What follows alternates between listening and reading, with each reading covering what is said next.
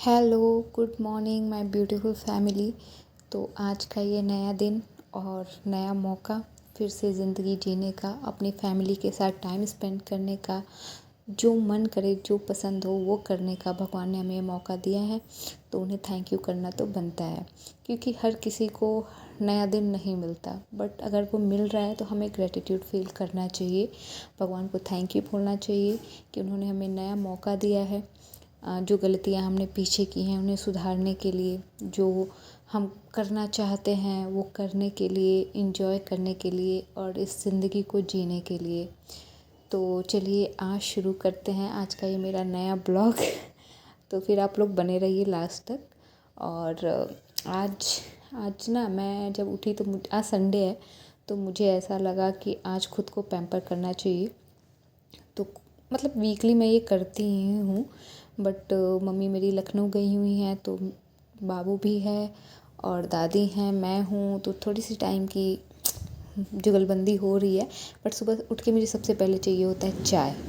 चाय मतलब कि सुबह का एनर्जी बूस्टर, बिना चाय के कुछ नहीं हो सकता। तो सबसे पहले मैंने चाय पिया। चाय को अकेले सुकून से बैठ के पीना मुझे बहुत पसंद है।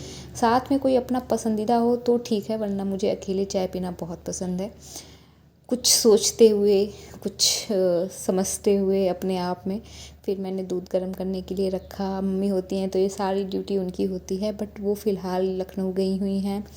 कुछ उनको हेल्थ इशू है जिसके लिए वो गई हुई हैं, तो अभी ये सब काम मुझे करना पड़ रहा है। और ये मेरा बेबी जो अभी सो रहा है एकदम अच्छी सी मस्त सुकून। बचपन कितना प्यारा होता है, मतलब किसी चीज़ की कोई टेंशन नहीं, कोई फिक्र नहीं, आराम से पड़े रहो, जिसे गर्ज होगा खाना खिलाएगा पिलाएगा जो करेगा।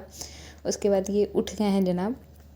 तो इनके साथ मेरा सबसे, चाय पीने के बाद सबसे मेरा पहला होता है कि मुझे अपने बच्चे के साथ थोड़ा टाइम स्पेंड करना होता है।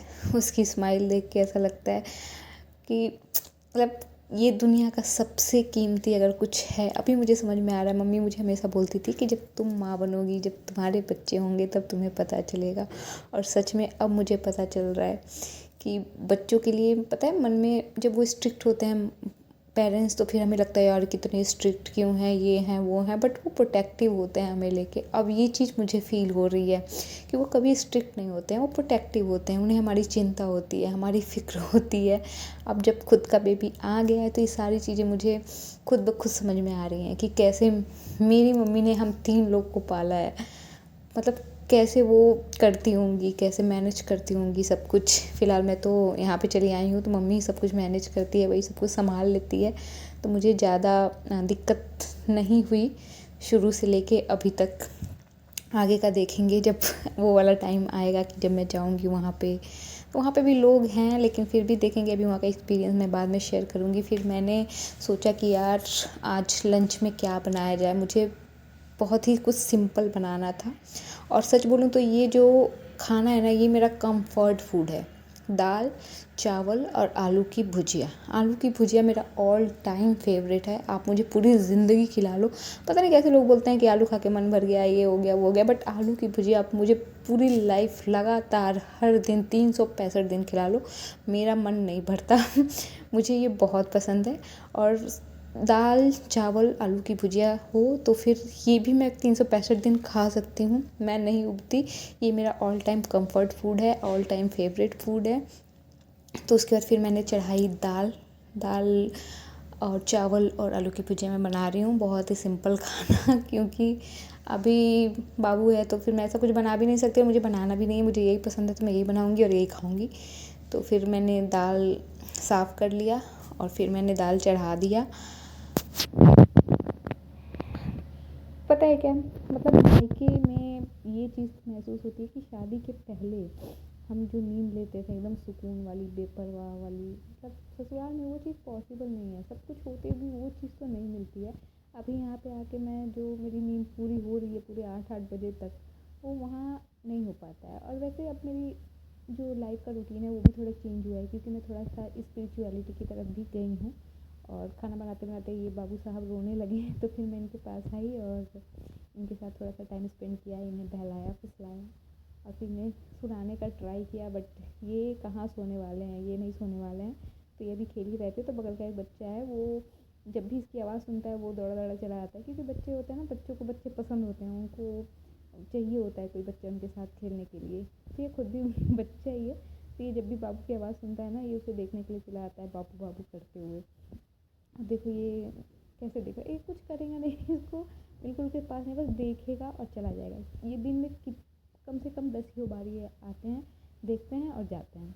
फिर धूप निकली थी अच्छी खासी, सर्दी का मौसम शुरू हो गया है, तो बाबू को मैं थोड़ा सा धूप में लेके गई, धूप दिखाया, क्योंकि ये भी ज़रूरी है, बच्चों के लिए भी, बड़ों के लिए भी, बूढ़ों के लिए भी, सबके लिए धूप में जाना बहुत ज़रूरी है। क्योंकि धूप से जो हमें मिलता है वो हमें किसी खाने में, किसी विटामिन में, किसी टैबलेट में, किसी सिरप में नहीं मिलने वाला है। विटामिन डी बहुत ज़रूरी होता है हमारे शरीर के लिए, तो धूप में तो बैठना चाहिए ही। बाकी हाँ, जो बड़े लोग हैं वो थोड़ा सा सनस्क्रीन वगैरह लगा लो।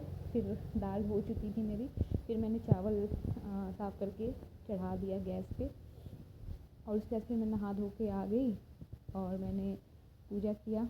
पूजा करने के बाद फिर तब तक खाना तैयार हो चुका था, तो फिर मैंने खाना खाया अपना, ये सिंपल सा फेवरेट खाना खाया, और फिर मेरे बाबू आराम से सो गया। लेकिन सोते सोते में ये थोड़ी थोड़ी आंखें खोल के बच्चे देखते हैं और ये मुस्कुराते हैं, ये मतलब ये सोता भी रहता है तभी मैं इसको देखती रहती हूँ। मुझे इतना अच्छा लगता है, इतना सुकून मिलता है कि ये देखो ये कैसे मुस्कुरा रहा है।